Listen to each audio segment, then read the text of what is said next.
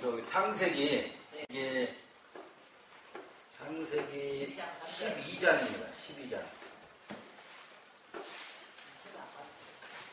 12장 1절부터 한번 보시죠. 같이.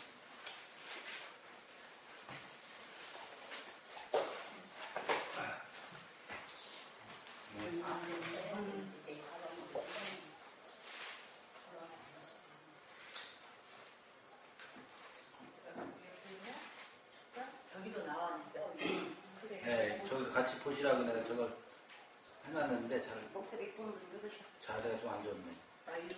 일단 같이 한번 읽어볼까요?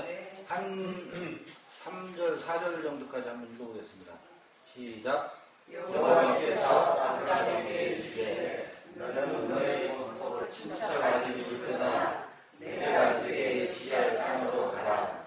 내가 너로 큰 민족을 이루고 네게 복을 주어 네 이름을 창대하게 하니 너는 복의 근원이 될지라. 너를 축복하는 자에게는 내가 복을, 너를 저주하는 자에게는 내가 저주하리니 땅의 모든 족속이 너를 인하여 얻을 것입니다. 거기까지만 보죠. 거기까지만.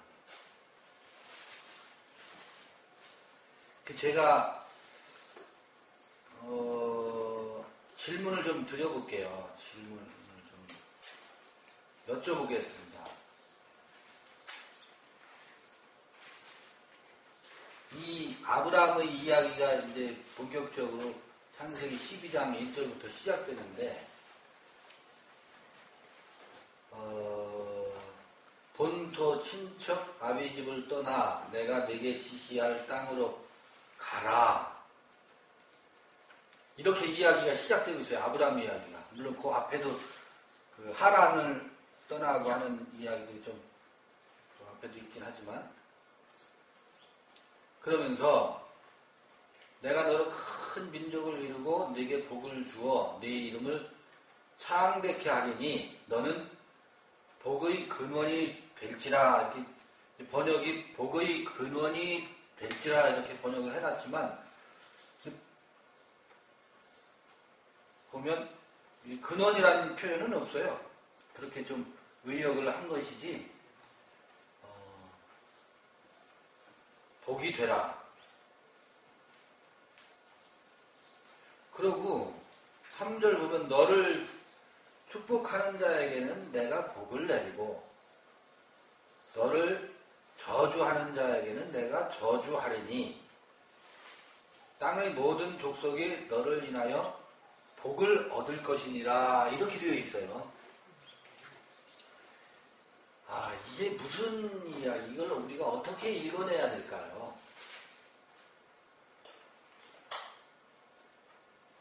이걸 우리가 어떻게 지금 우리의 여행 이 시점에 이 이야기를 어떻게 읽어내야 될까?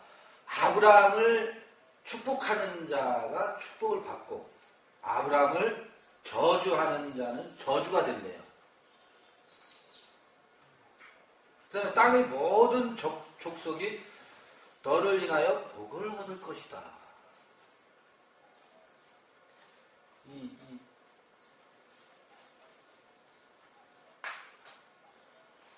그 다음에 이제 복을 얻는다 할 때 이 복이라는 말이 있잖아요. 복, 바레크 그러는데,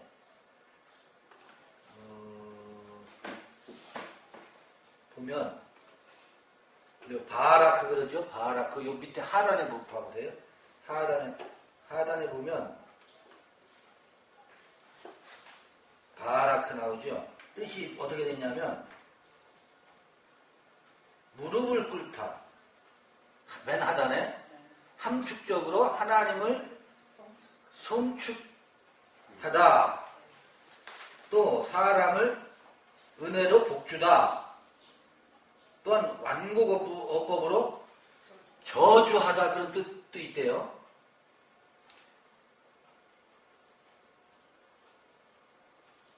하나님이나 임금을 풍성하게 전적으로 전혀 신성모독하다, 축복하다, 축하하다, 저주하다 그런 뜻이 이 단어에 있대요. 복이라는 단어. 복도 있고 저주도 있고. 복이라서 이 바라크가 어떤 때는 축복한다 그러는데 그게 아주 반대의 의미로 사용되어질 때도 있대요. 그런데 일단은 무릎 꿇다, 하나님을 송축한다, 뭐 이런 단어의 의미에는 그런 뜻이 있대요. 근데 아브라함을 이제 부르셨어요. 아브라함을 부르셔서 아브라함에게 너는 복의 근원이 되래요. 어디를 떠나서 본토, 친척, 아비 집을 떠나서 내가 내게 지시할 땅으로 가래요.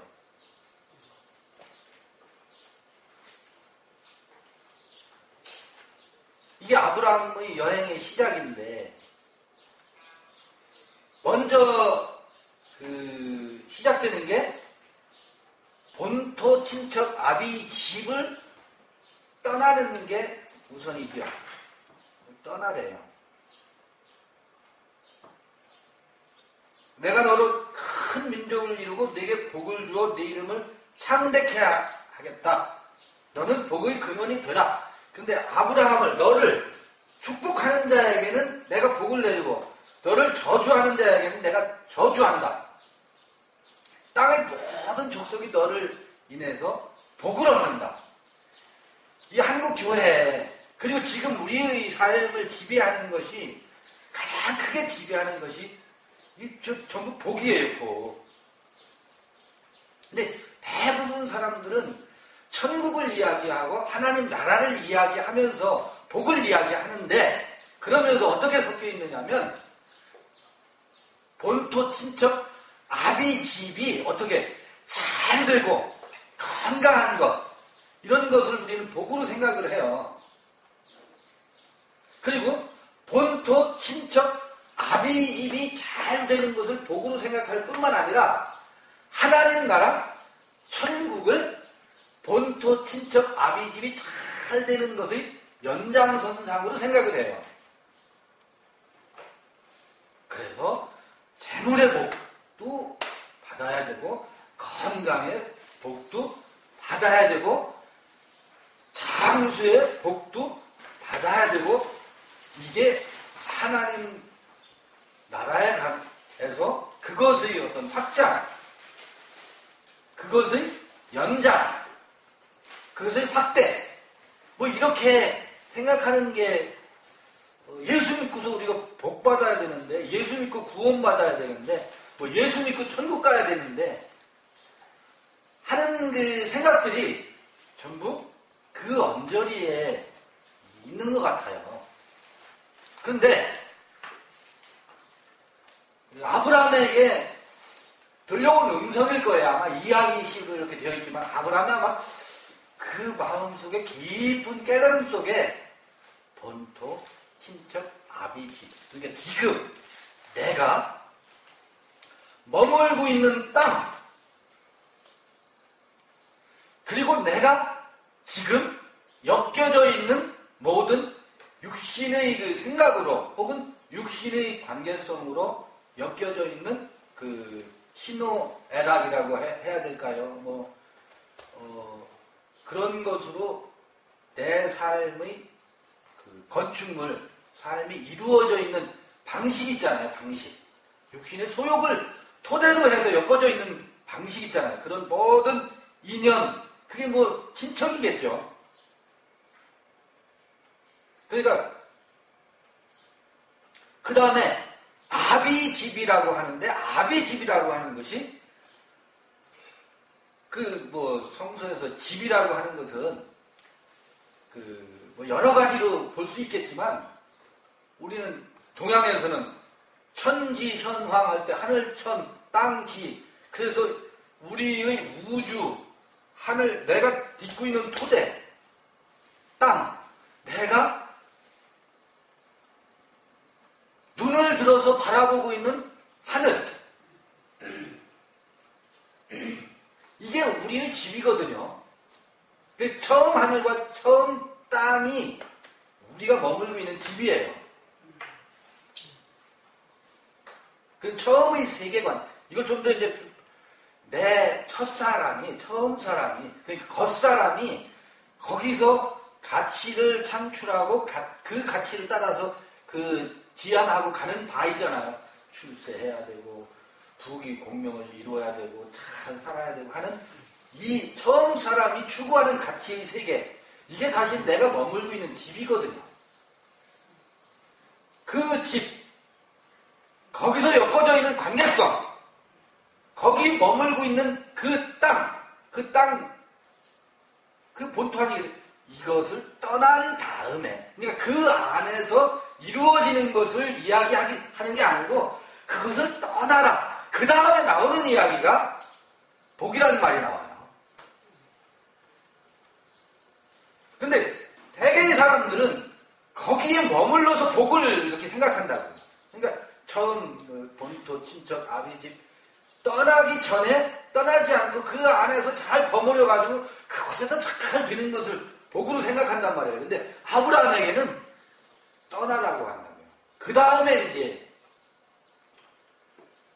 본토 친척 아비를 떠나 내가 내게 지시할 땅으로 가라 그래요.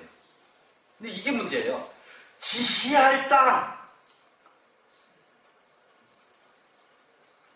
그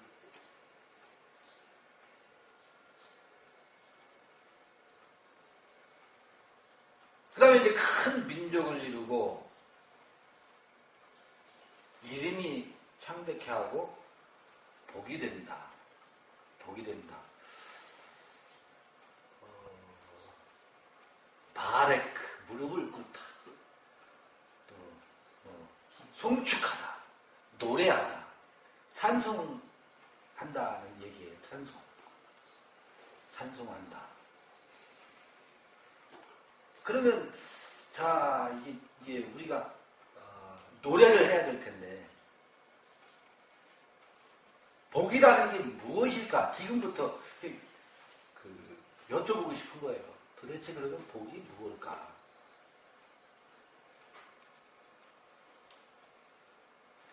물론 처음 사람이 건강하고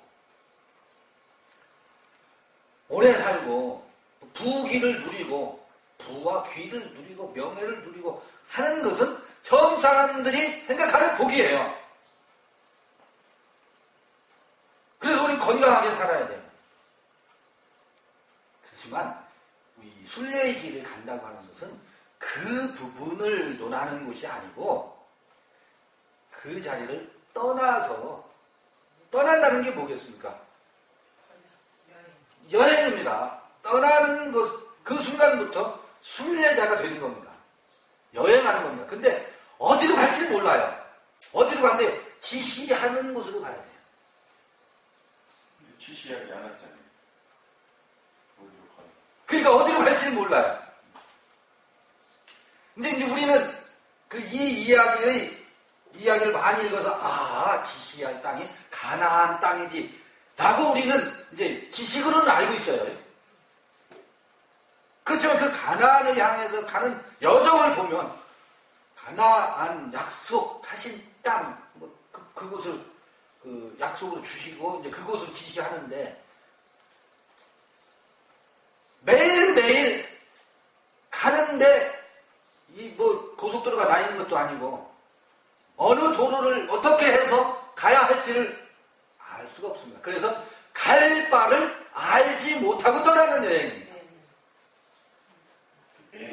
틀림없이 가나안 땅이 있는데 그러나 또 동시에 갈 바를 알지 못하고 가는 겁니다.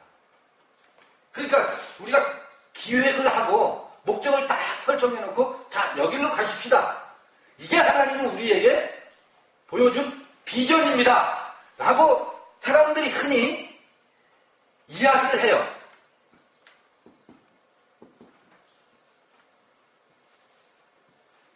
이게 가나안입니다 하고 정해놓고 설정을 해놓고 그곳을 향해서 막 몰아붙여요. 이것은 거짓말입니다. 자기가 그린 그림입니다. 그래서 이사야서를 보면 이게 비전이라고 하는 것은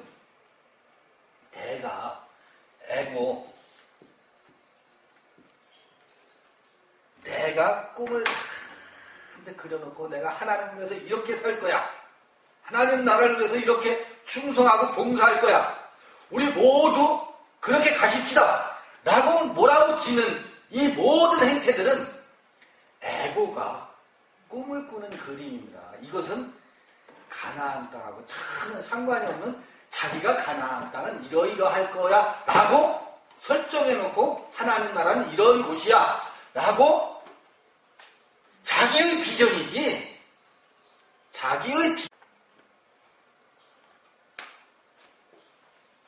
무슨 얘기인지 아시겠죠? 이건 자기의 꿈입니다. 자기 비전을 가져라. 뭐 보이스 비 앰비셔스 소년들이여 뭐 야망을 가져라. 그런데 그것은 본토 친척 아비 집에 있을 때 처음 사람들이 할 수 있는 최선입니다. 근데 그거 말고 그 세계에서는 이 성공신화를 이야기하면서 가는 그 세계에서는 이게 각광을 받지요. 그런데 아브라함의 여행은 이 에고 비전을 가지고 가는 여행이 아닙니다.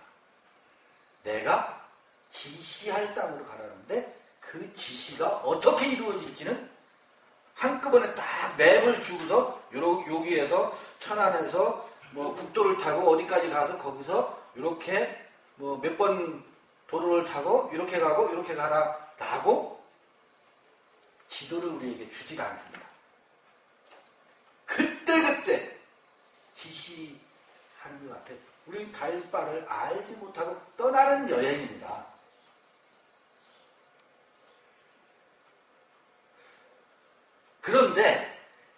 그래서 그때 이제 지시할 그러잖아요. 지시한다. 언제 어떻게 지시가 내려질지 알 수가 없어요. 이게 뭐냐면 이게 뭐냐면 이게 비전은 비전인데 보여주심은 보여주심인데 이게 보여짐 아닙니까? 비전이란 말이. 내가 보는 게 아니고 내가 그리고서 이러이러한 꿈을 갖는 게 아니고 말씀이 보여주신 겁니다. 그래서 이걸 로고스 또 요거 약자를 해서 우리는 이걸 로고비전이라고 말씀이 계시해 주는 지시해 주는 그 지시를 따라서 가는 여행이 이게 그래서 나그네입니다. 정착하지 않습니다. 정착되어지지가 않아요. 언제 어떻게? 지시하실 줄 모르니까. 근데 이 지시가 어떤 형태로 이루어지겠습니까? 그래서 우리의 삶은 가나안 땅을 향해서 가는 건데요. 가나안 땅을 향해서 가는 건데 그 가나안 땅이라고 하는 것이 어떤 땅인가? 어느 곳에도 정착되어지지 않습니다. 그래 여기까지야. 우리 여기서 모여가지고 텐트를 치십시다. 하나는 모세를 위해서, 하나는 엘리야를 위해서, 하나는 예수를 위해서 텐트를 치십시다.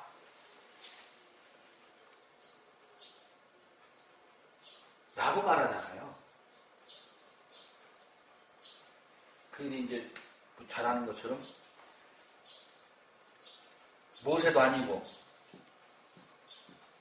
모세를 통하지 않고서는 이 여행을 할 수가 없습니다. 그렇죠? 처음에는 모세의 인도를 받아야 됩니다. 출애굽해서 모세의 도움을 받지 않고서는 오합지졸 우왕좌왕 그래서 모세의 도움이 필요합니다.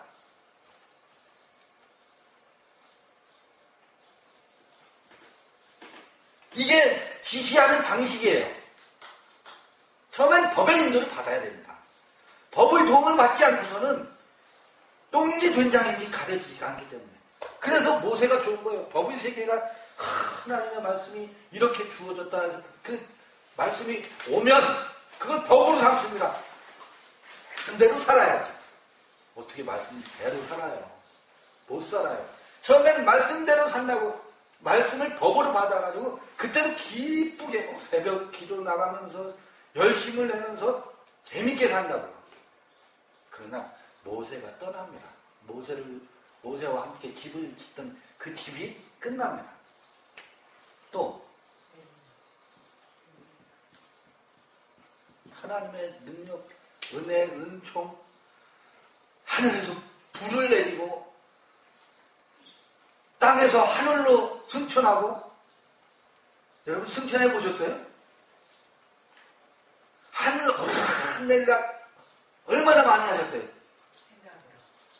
오르락내리락 오르락내리락. 이 엘리야와 함께 집을 짓고 사는 때가 있습니다. 이것도 하나의 그 지시의 방식입니다. 모세도 아니야, 엘리야도 아니야, 오직 예수.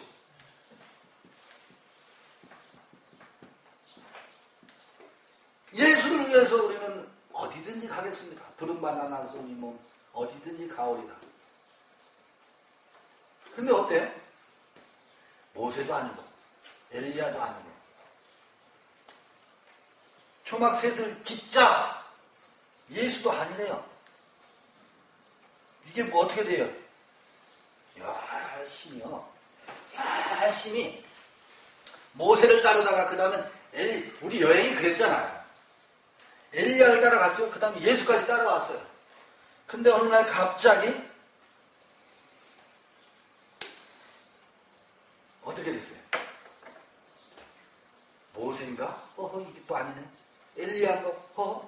예수를 위해서 목숨을 바치겠습니다. 당신을 위해서 내가 목숨을 바치겠습니다 했는데 예수가 뭐래요? 내가 나를 세 번 다구기 전에 부인한다. 그러니까 어떻게 돼요? 예수를 위해서 목숨을 바치겠다고 했는데 여러분 목숨 바쳤잖아요. 근데 그것도 아니라네. 예수가 당신을 위해서 목숨을 바치겠습니다 했는데 그것도 예수가 부인을 해요. 아니래요. 이 큰일 났어요. 여행이 이렇습니다. 우리의 여행이. 예수가 아닌 거 어떻게 돼요? 그 다음에 뭐예요? 그래서요, 이때 구름이, 이게 변화산에서 이야기예요. 구름이 모세도 덮고, 엘리야도 덮고, 예수도 덮어요. 우리 앞에 뽀얀 구름이 그냥 확 아무것도 안 보이는 거예요, 지금. 모세와 그렇게 볼을 부비며 살았던 시절도 엘리야와 함께 방방 떴던 시절, 예수를 위해서 어디든지 가겠다고 하면서 목숨을 바치겠다고 했던 그 에너지, 이게 다 어떻게 돼요? 구름으로 덮여버립니다. 구름으로 덮이는 순간 어떻게 됩니까? 아무것도 보이질 않습니다.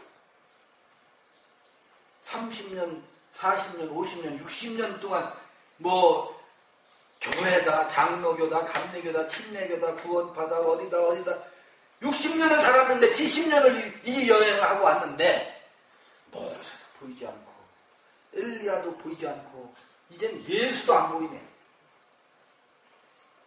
구름에 지금 덮인 형국입니다. 예수도 아니래요. 큰일 났죠. 근데 그 구름 속에서, 구름 너머에서 들려오는 음성이 있습니다. 그게 구름과 함께입니다. 예수는 가셨습니다. 어떻게 가셨어요? 어떻게 가셨어요? 사도행전에 나오잖아요. 구름에 가려졌죠?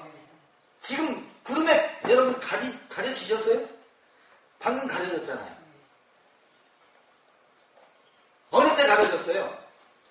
예수를 위해서 목숨을 바치겠다고 했는데 네가 나를 3번 부인하리라. 이때 베드로 앞에는 먹구름이 찬 거죠.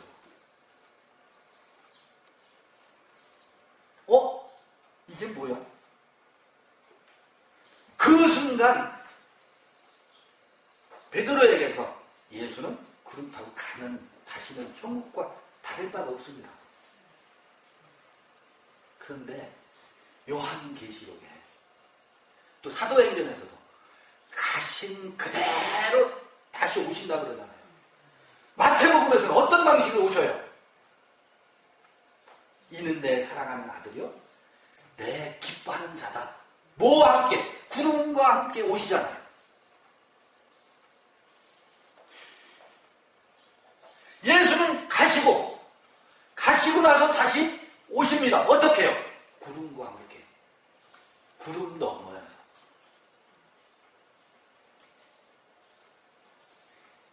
구름은 모세와 엘리야와 예수를 덮는 역할을 하면서 동시에 구름과 함께 들려오는 음성이 있습니다. 그게 예수가 다시 우리 안에 어떻게 해요? 모세로 오는 것도 아니고 엘리야로 오는 것도 아니고 예수 하는 그 예수로 오는 것도 아니고 아들의 음성으로 오는 겁니다. 이는 내 사랑하는 아들이요 내 기뻐하는 자다. 이 예수를 일컬어서 하는 게 아니고요.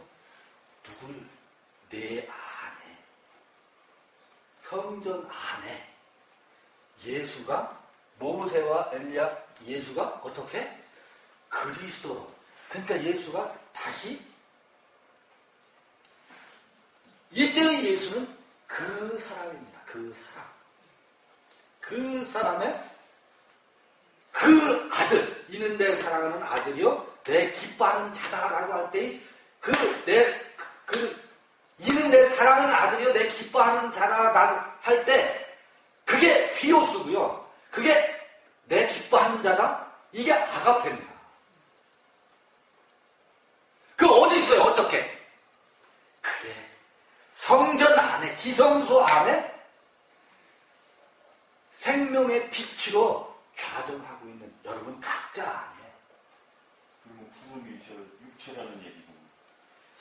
이 구름은요 창세기에 나와 있어요. 창세기에도 홍수 후에 노아의 홍수 때 어떻게 해요? 홍수가 끝난 다음에 구름 가운데 영롱한 무지개 언약이 비춰오잖아요. 자, 노아의 홍수라는 게 뭡니까?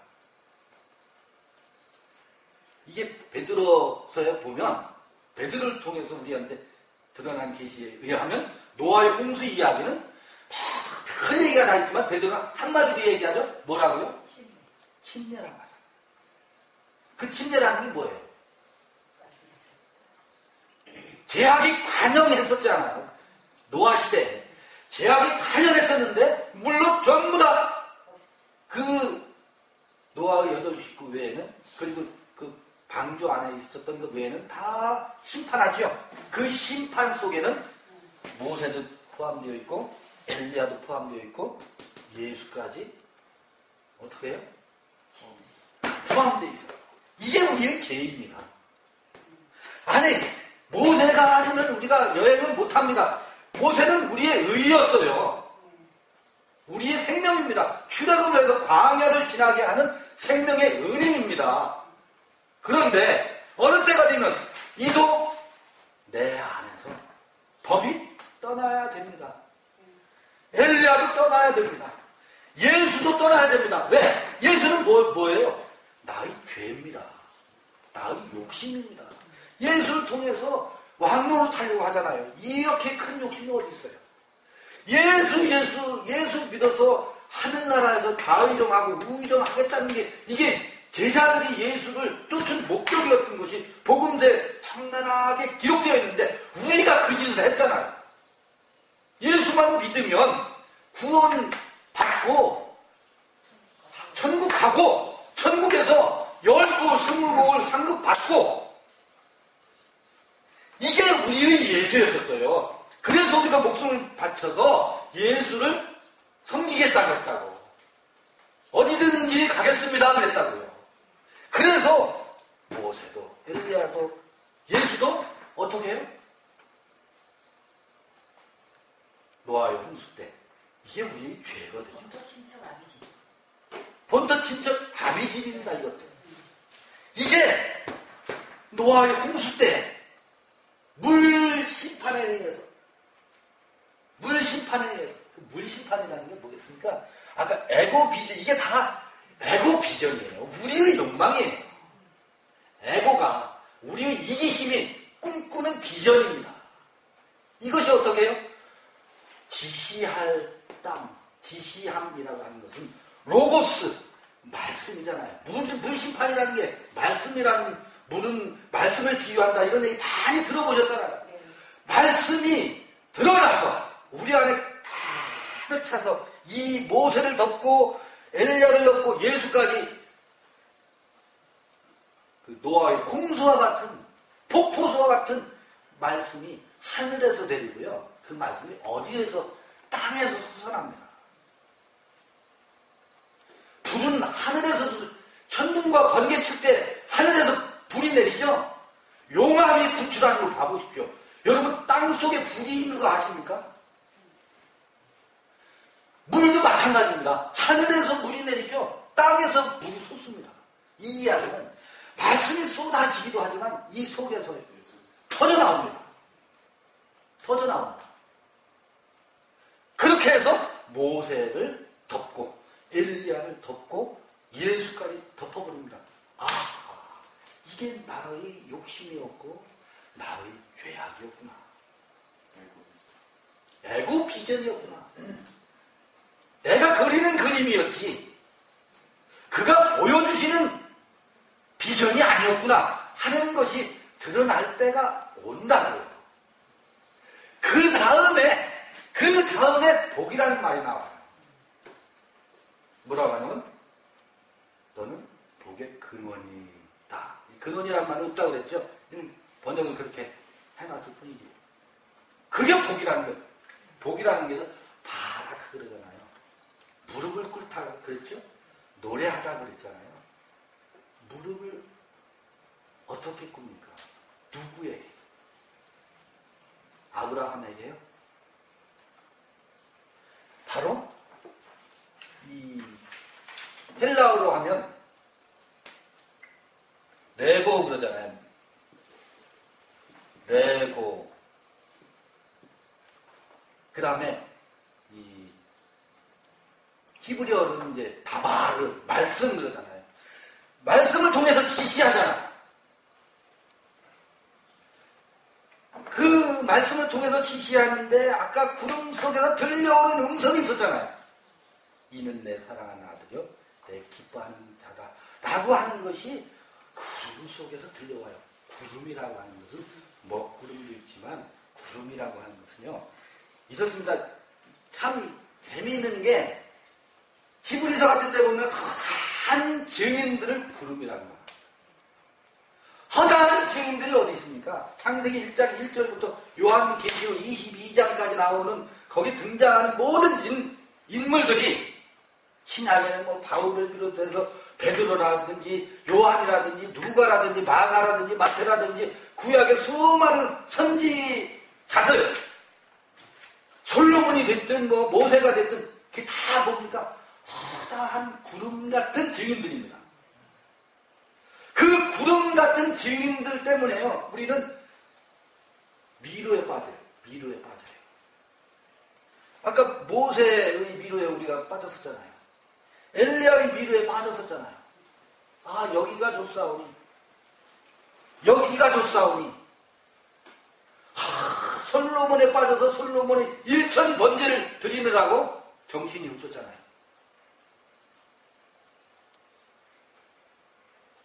봐서 바울 서신서를 보면서 바울에 빠져가지고 바울 신학이 탄생하고 로마서를 우리가 알아야 되는 로마서에 미치죠? 희한해. 허다한 구름 같은 증인들은 우리를 인도하기도 하지만 미로에 빠뜨립니다. 똑같습니다. 구름으로 진리를 가립니다. 구름은 그 광야, 40년 광야 여행을 할 때, 낮에는 구름 기둥이었잖아요. 밤에는 불 기둥이었었어요. 이렇습니다. 낮에는 이 장렬하는 태양빛이 너무 강렬해가지고요, 구름이 가리워지지 않으면 사막의 여행이 불가능합니다. 빛이 너무 강렬해서. 절대 어렸을 때는 미분, 족분을 공부할 수가 없습니다. 머리 터집니다. 산수부터 해야지. 수학부터 하는 게 아닙니다. 산수부터 하는 겁니다. 그래서 그 허다한 증인들에 의해서 우리가 여행을 합니다. 진리의 증거를 받습니다. 그런데 그 증거가 나중에 보니까 나를 미로로 빠뜨리는 구름이더라 하는 것이 드러날 때가 오게 되어 있습니다. 이 묘한 거예요. 이게 생명이 자라는 원리인 것 같습니다. 그런데 그게 구름이라고 하는 것이 드러나고, 난 도대체 모르겠다, 이것도 아니고 저것도 아니구나 라고 머리가 새하얗게 버립니다.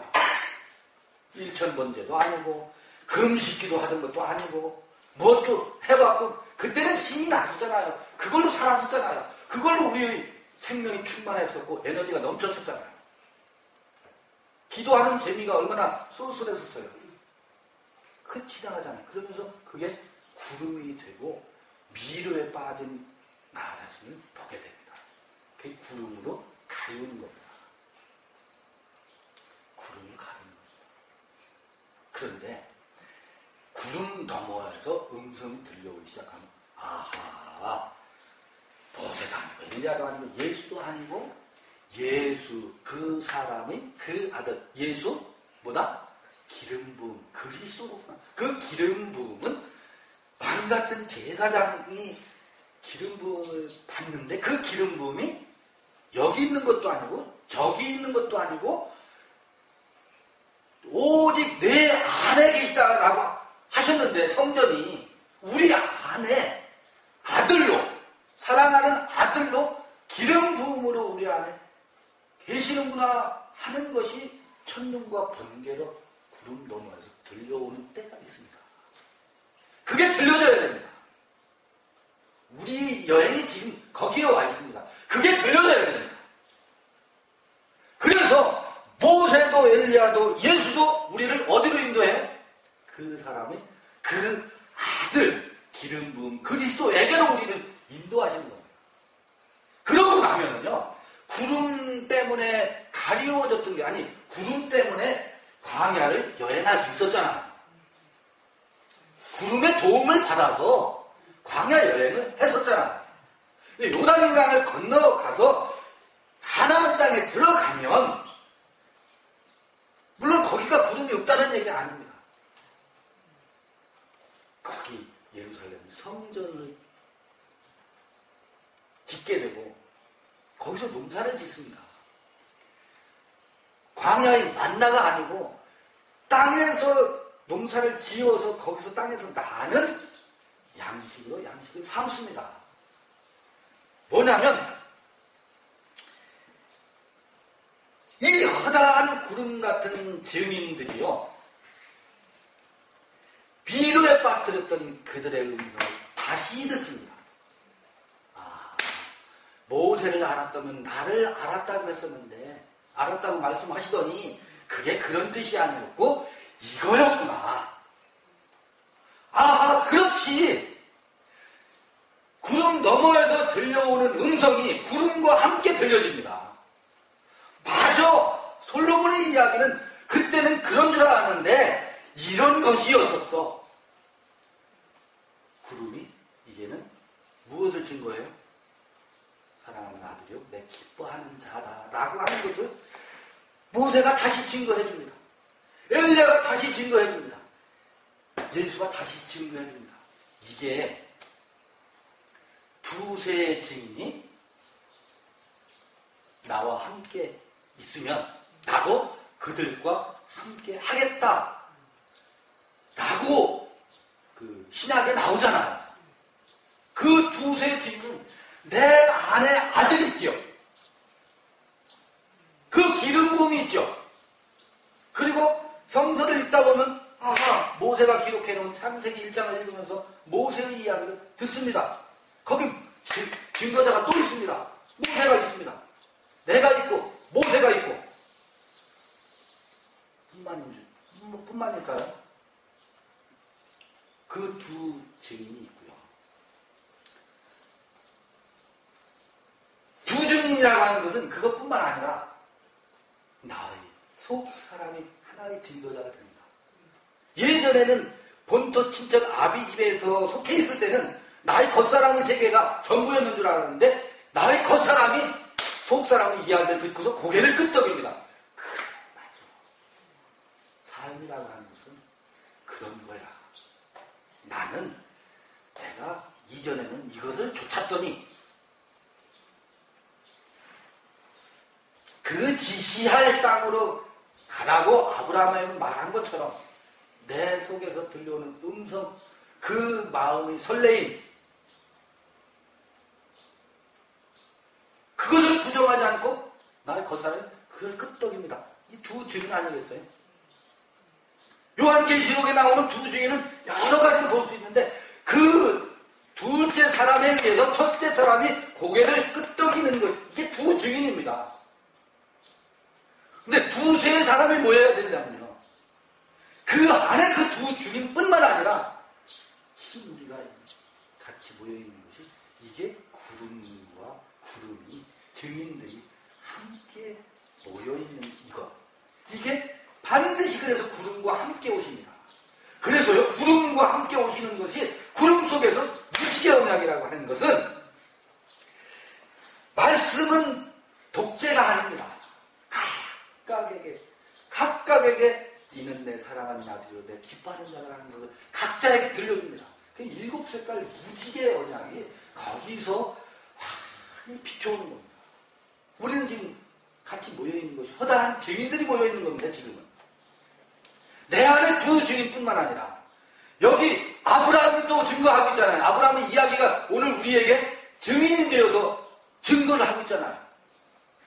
그리고 여러분 속에서 각자가 이게 허다한 구름 같은 증인들이 모여서 그럴 적에 내가 너희와 함께 한다 라고 하는 말씀이 우리에게 참이구나, 그렇구나. 보세요. 그러면 여기서 너는 복이다,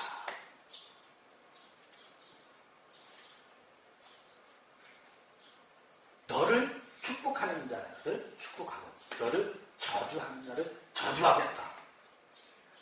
이것을 어떻게 잘못 읽고 있느냐면 아브라함은 믿음의 조상이잖아요. 그리고 가나안 그때 당시 아주 족장이잖아요. 지도자잖아요. 그러니까 사람들이, 종교인들이 이 아브라함 이코를 교회 목사로 등치시켜놔요. 그래서 목사의 말을 듣는 자는 복이 임하고 복을 받겠고, 목사를 대적하는 사람은, 종교 지도자를 대적하면 저주가 임한다 라는 식으로 이런 말씀들을 읽고 있어요. 근데 그렇게 읽기가 쉽게 되었잖아요. 아브라함을 축복하는 자를 축복하고 아브라함을 저주하는 자를 저주하겠다고 해놨으니까 이거 써먹기가 얼마나 좋아요. 나는 부름받은 사명자인데, 하나님이 나를 부르셨는데, 나를 택하셨는데, 너희가 내 말을 들으면 복을 받겠고 나를 거역하고 대적하면 저주를 받는다. 이 말에 옴짝달싹 못해요. 그런 이야기일까? 이걸 그렇게 읽어야 될까? 여러분, 이거 우리가 성경을 수없이 많이 읽는데 읽다 보면 이걸 보면서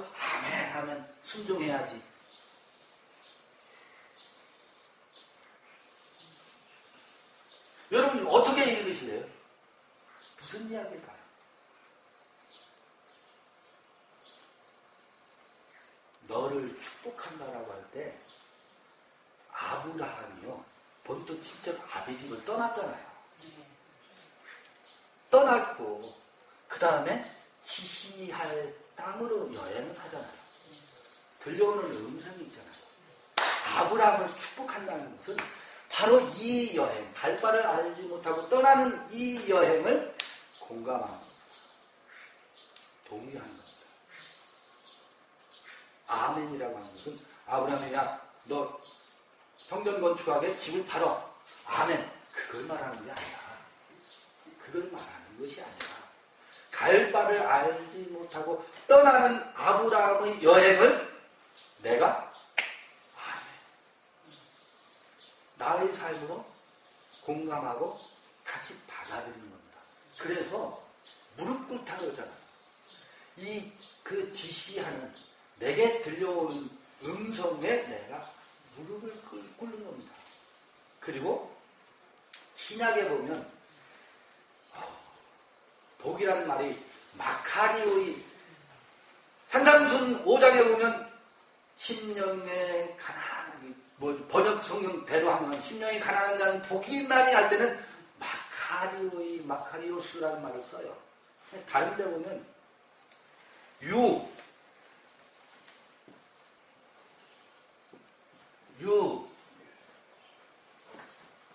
레게오, 요 마라다잖아요. 레고, 아까도 레고, 마라다, 레게오. 유 하면 이게 굿이란 말이에요. 굿. 그래서 유앙겔리온, 유레고, 축복하다는 말이 좋은 말 하다라는 게 축복한다는 말. 요새는 하도 지금 성경에 축복한다는 말이 많이 나오니까 형제님을 축복합니다. 이게 아주 예수 이름으로 형제님을 축복합니다. 축복합니다. 이런 말을 유행처럼 하죠. 그것은 구호고 그게 축복하는 게 아닙니다. 축복이라는 말은 뭐예요? 유레고예요. 이게 송축하다, 노래하다예요. 좋은 말을 하다. 유앙겔리온 그러잖아요. 복음이라고 그러잖아요. 좋은 소리라는 거예요. 호음이라고 하는 거예요. 좋은 소리.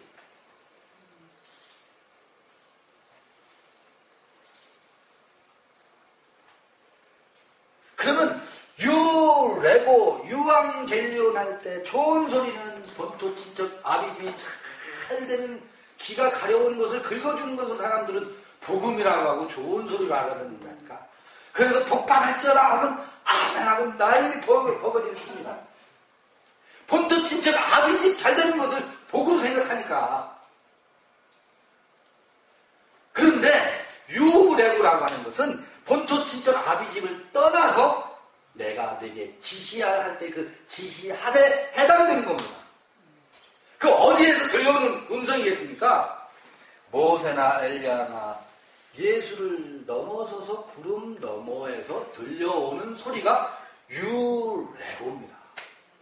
그 소리가, 그러니까 우리에게서도 그 구름 너머에서 들려오는 소리를 듣고 그 구름과 함께 허다한 증인들과 함께 그 소리를 우리가 말하는 것이 축복하는 것이지, 그것을 함께 공유하고 듣는 것이 복을 누리는 것이지, 바로 그 세계에서 들려오는 그것이 내 안에 있다. 그래서 너를 축복하는 축복받는다는 말이 그것을 함께, 그것을 공감하고 아멘하는 사람이 그 속에 동일한 유레고가 그 안에 있기 때문에 그것을 들을 수 있고 아멘하려는 겁니다. 공감한다는 거죠. 공감은 없이 그냥 복받는다니까 무조건 밑도 끝도 없이 아멘부터 해버려요. 아주 그냥 깊은 곳에서 내 지성소 안에서 들려오는 내 안의 그 어린 아이 있잖아요. 내 사랑하는 아들이다, 내 기뻐하는 자다라고 하는 그 내 안의 생명의 그 세밀한 음성이 그것을 공감하고 아멘하는 것을 축복하는 자를 축복하고 너를 저주한다라고 하는 것은 아브라함의 그 이야기를 못 알아듣는 거 아닙니까? 그러니까 무슨 소리 하는 거야?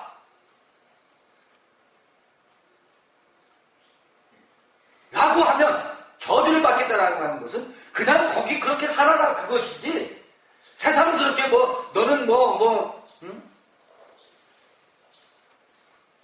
바로 이 세계로 유월하지 못한다는 이야기지. 그냥 거기에 그렇게 살 수밖에 없다. 짐승이 그냥 짐승으로 살 수밖에 없다. 그걸 얘기하는 것이지 저주라고 해가지고 무슨 갑자기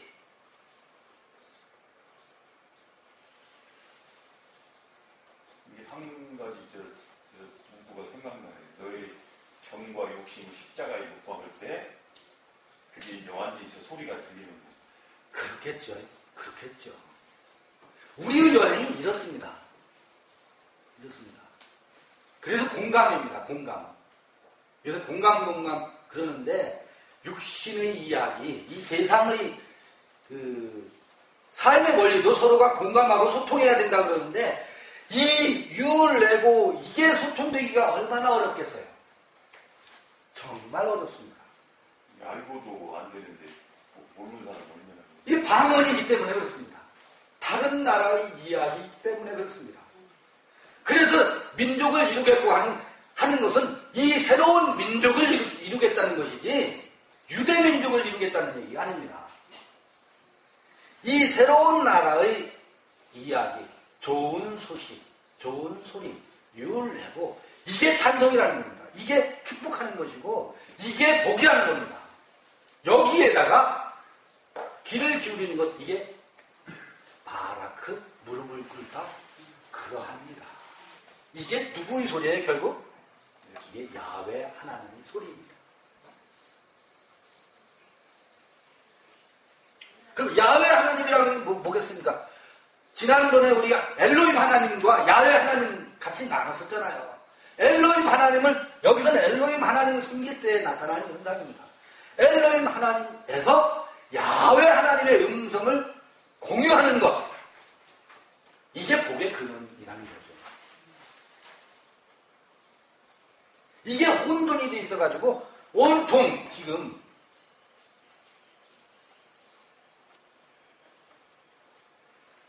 저 유레고를 들을 귀가 다 없지. 때가 있을 때 자기 때가 예, 요때 거쳐와야 돼요. 이걸 이해 못하는 게 아닙니다. 우리가 다 이렇게 여행을 했잖아요. 가나안 땅에서. 가나안 땅을 향해서 갈 때. 모세를 통하지 않고 어찌 오겠어요. 그런데 지금 보면 모세는 밥을 이야기하려 했던 것이 아니라 모세를 알았다면 나를 알았을 것이다. 다시 보여줘요. 다시 읽혀져요. 우리의 여행이 이러합니다.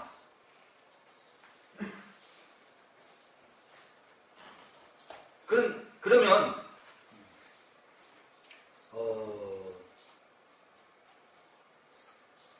너를 축복하는 자에게는 내가 복을 내리고 너를 저주하는 자에게는 내가 저주하리니 땅의 모든 족속이 너를 인하여 복을 얻을 것이니라 하신지라. 이게 종교인들의 종교 형태 그렇게 어렸을 때 그렇게 갈 수밖에 없지요. 그렇지만 지금은 그렇게 읽으면 안 되지. 그렇게 읽으면 속이 터져나갈 것 같죠? 안 되는 게 아니라 그렇게 되들 않잖아요. 내 아니야, 족속도 다 근데 먹고 안 들어도 안 되고 먹고 먹고 가. 속이 터지죠? 네, 아직도 그러고 있나 하면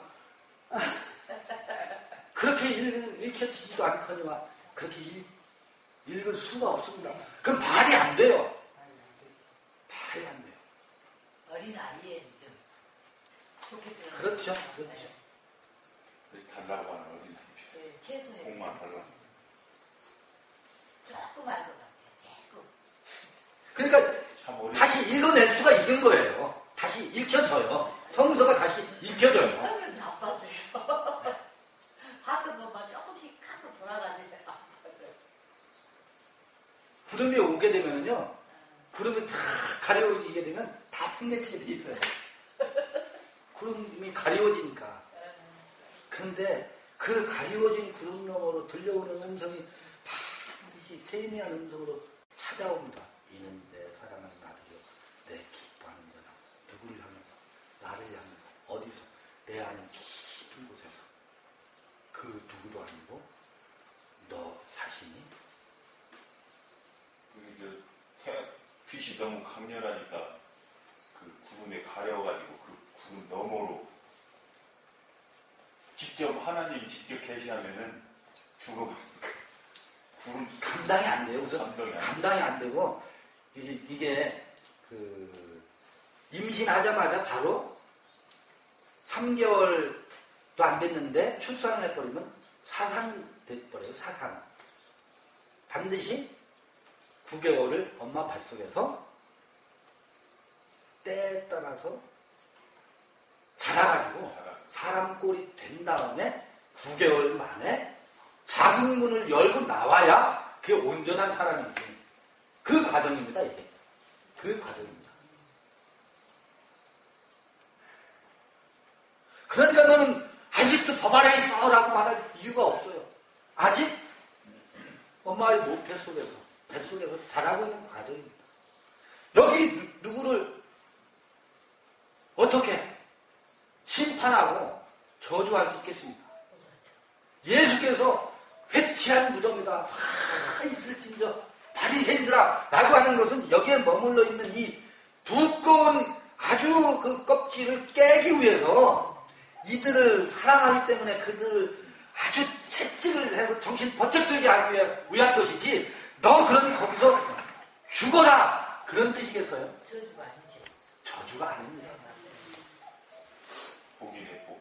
채찍이라는 정말 그 뜨거운 사랑의 표현입니다. 사랑의 매죠. 우리는 아주 그냥 감정에 못 이겨가지고 씩씩거리면서 멱살잡이를 하는지 모르지만 이 그 강렬한 예수와 같은 그런 생명의 에너지가 강렬한 분들이 그저 한낱 감정 결혼이었겠습니까? 근데 얼마나 지독한 욕이에요. 독살 자식들아. 개새끼는 욕도 아니죠. 쌍스러운 욕도 아니죠. 독살 새끼들이라고 그러잖아요. 구름 속에 갇힌 저 모세, 엘리야, 예수가 우리의 그 회출한 무덤이구나. 그걸 깨라는 얘기는 깨고 나오라. 너 머리에 있을게 사사될 것 같은 게 뱃속에 죽을 것 같은 게 막 깨고 나오라고. 아, 예. 9개월 넘어서도 13개월 있으면 그것도 이상해요. 이상수술. 그것도 이상하지. 그러니까 우리의 정신세계, 영혼이 그렇게 여행을 하는 것 같습니다. 그게 전부 다 회출한 무덤인 게 그 바리새인들 보고 하는 소리가 아니라 나 들으라고 하는 소리고. 그렇죠. 그 우리가 성경을 때는 그놈들이 얼마나 잘못했는지. 나 우리 들으라고 애들하고 하는 들리는 거지 그것이. 나 죄도 모르면서 저놈들 회출한 무덤 놈들이고 막 들으라고 한 것이 아니라 나 들으라고. 참 좋으신 말씀입니다. 좋으신 말씀. 이걸 타인으로 생각하니까 성경이 안 깨달아요. 호흡입니다. 이렇게 복도 이게 나를 말하는 건데 타인을 말하는 거다. 그러면 요한계시록 구름과 함께 오신다 라고 하는 것이 저 하늘 저 구름이겠어요? 그렇죠. 요한계시록 다시 읽어야 되겠죠? 네. 저 구름이 아니죠. 지금 저 구름 때문에 저 구름만 떠도 내 주님 오시는가 해. 저도 그 찬송가 많이 했었어요. 가신 그대로 온다고. 했을게. 글자 그대로. 진짜 그대로 또. 가신 그대로 오시잖아요. 가신 그대로 오시잖아요. 그게 노아 홍수 때 이미 다 무지개 언약이 가신 그대로 오심을 보여주는 재림하시는 모습을 이미 나와 있는 거거든요. 어느 때나. 그러니까 재림이라고 하는 것은 그렇게 이 우주를 박살내고가 아닙니다. 하늘과 처음 땅이 없어진다는 얘기는 바로 본토 친척 아비집이 떠나간다는 이야기입니다. 처음 땅에서 우리의 정과 욕심을 기초로 해서 우리가 추구했던 그 하늘과 그 땅이 그 세계가 우리에게서 떠나간다는 이야기입니다. 마태복음에 24장에 보면 기근이 있고 지진이 나고 뭐 민족과 민족이 대적을 하고 그렇지. 거룩한 곳에 가증한 곳이 선 것을 보거든 때가 가까움을 알라. 이런 모든 것들이 저 아랍의 유대민족과 아랍민족이 전쟁하고 그런 이야기가 아니고 여기 두 민족이 있잖아요. 이 안에 두 민족이 싸우는데 이전에는 두 민족이 없었어요. 오로지 한 민족만 있었지. 민족과 민족이 대립하는 것을 알게 됩니다. 거룩한 곳이 어디입니까? 예루살렘 성전 아닙니까? 그 예루살렘 성전을 누가 짓밟고 있는 것을 우리가 목도하게 된다고요.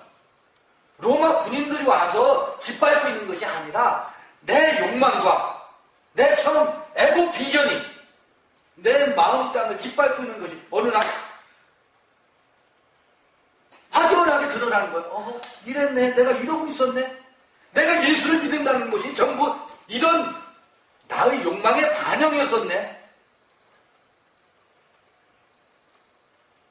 오직 예수를 부르짖던 그 부르짖음이 가증스러웠다고 하는 사실이 드러나는 겁니다. 거룩한 곳에 가증한 것이 있는 것을 보거든 뭐라? 때가 가까운 줄 알아. 어느 때? 구름 속에서 들려오는 그 음성을 들을 때가 가까운 겁니다.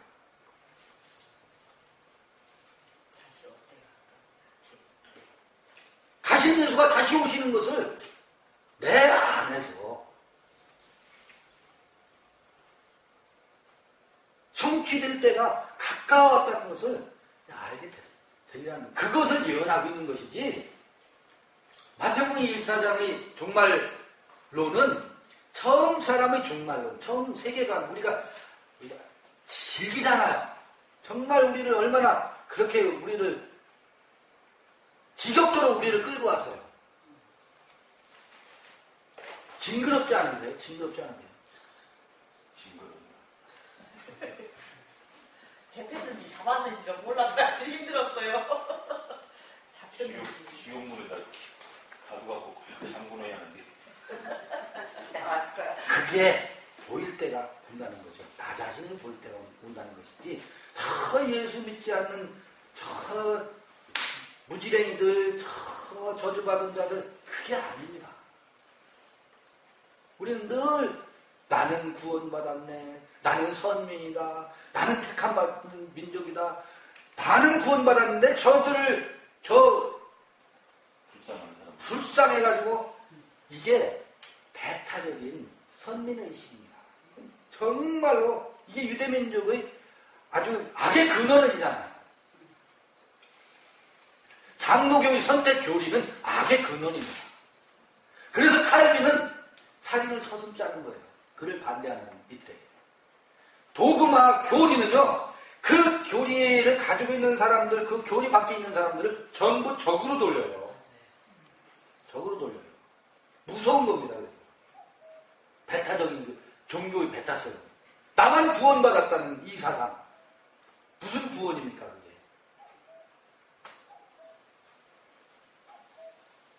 그것이 우리에게서 떠나야. 그러고 나면 모세 때의 사람, 엘리야 때의 사람, 예수 때의 사람을 이해하고 기다릴 수 있습니다. 기다릴 수 있습니다.